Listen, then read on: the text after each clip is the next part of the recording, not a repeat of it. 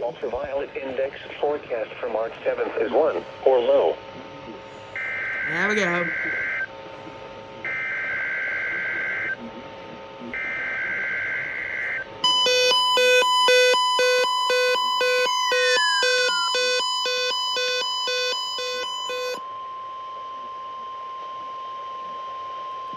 This is the National Weather Service Office in Fort Worth. The preceding signal was a test of the public warning system for weather radio station KEC56.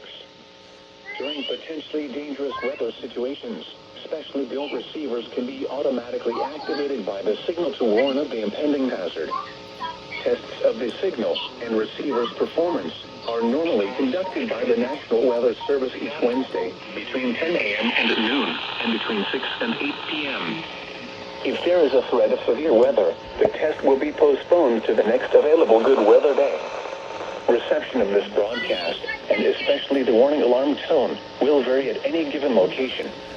This variation, normally more noticeable at greater distances from the transmitter, can occur even though you are using a good quality receiver in good working order.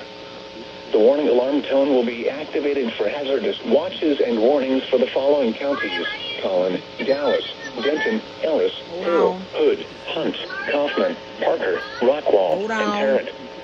This concludes the test of weather radio station KEC56.